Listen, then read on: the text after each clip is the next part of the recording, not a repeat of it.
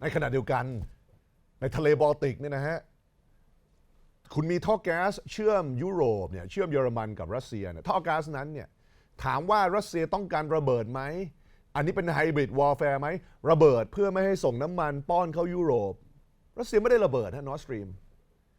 ฝั่งหนุนอเมริกาเนี่ยแหละระเบิดเพื่อปิดกั้นโอกาสไม่ให้รัสเซียและยุโรปพึ่งพาอาศัยกัน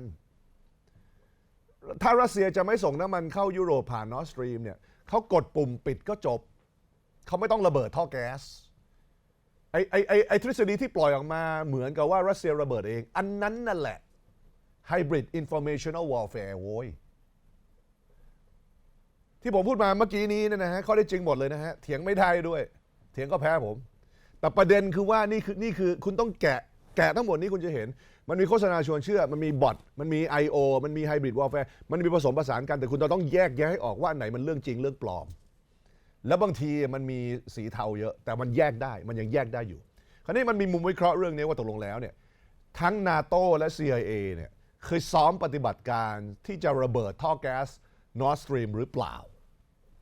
ผมอยากให้ฟังตัวนี้เป็นภาษาอังกฤษนะครับมีคนซึ่งให้สัมภาษณ์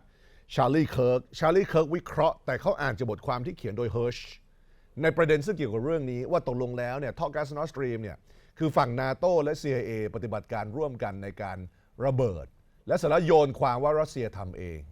เข้าใจง่ายๆว่าเมื่อไม่มี Nord Stream เนี่ยยุโรปต้องพึ่งพาสหรัฐสำหรับน้ำมันยุโรปไม่สามารถพึ่งพารัสเซียได้ต่อให้ไม่ต้องการเนี่ยแล้วอยากจะพึ่งพาต่อก็พึ่งพาต่อไม่ได้เพราะ Nord Stream ถูกทำลายไปแล้วฝ่ายซึ่งได้จากการระเบิด Nord Stream คือสหรัฐเต็มมันไม่มีวันที่รัสเซียจะระเบิด Nord Stream เองเพราะรัสเซียและยุโรปลงทุนลงแรงสร้าง Nord Stream มากับมือลองฟังที่ชาร์ลีย์เคิร์กวิเคราะห์เรื่องนี้ According to Hirsch, the U.S. intelligence agencies anticipated the Russian invasion and came up with a demolition as a way to force European allies to stand up against Russia. Quote, as long as Europe remained dependent on the pipelines for cheap natural gas, Washington was afraid that countries like Germany would be reluctant to supply Ukraine with the money and weapons it needed to defeat Russia. It was at this unsettled moment that Biden authorized Jake Sullivan, really qualified guy, to bring together an interagency group to come up with a plan. Now look, this is important for a couple reasons. The big quote is this. Last June, Navy divers operating under the cover of a widely publicized midsummer NATO exercise known as Baltops 22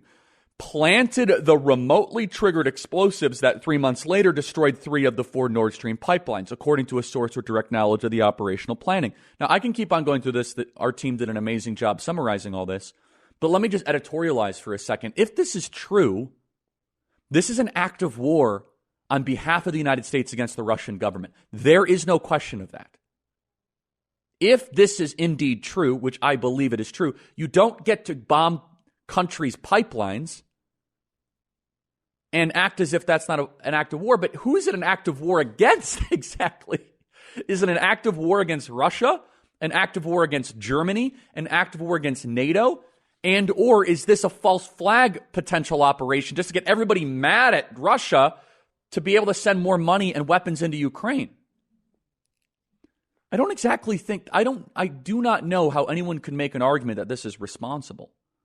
According to Hirsch, Navy divers were there because they're not special forces. Special forces operations require White House briefing. The White House briefed congressional leaders. Hear that?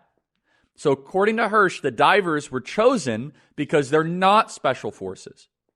So they were able to bypass Congress. Biden didn't want them to know, so the operation was downgraded from covert to a highly classified intelligence operation with U.S. military support. With one weird trick, Biden was then able to keep Congress out of the loop. Hirsch said the attack was conducted in coordination with the Norwegian Navy, while we kept other nations in the dark. Did our government bomb Russia's cash cow and the energy source for Europe? Why would we do that? So, the Nord Stream story is very interesting. for a variety of different reasons. So, look, this is very dark. Basically, we attacked our allies to force them to stay on our side in the war. But it is also is it not also an attack on Russia? Because it is also Russia's leverage over Europe. And so we asked the question when it happened. It is the Latin phrase, cui bono? Who benefits? Yeah, I mean, I agree. I'm looking at our team discuss this right now. It's an attack on both. It is an attack on both Russia and Germany. It is a fact. I mean, I have friends right now in Germany that are saying this has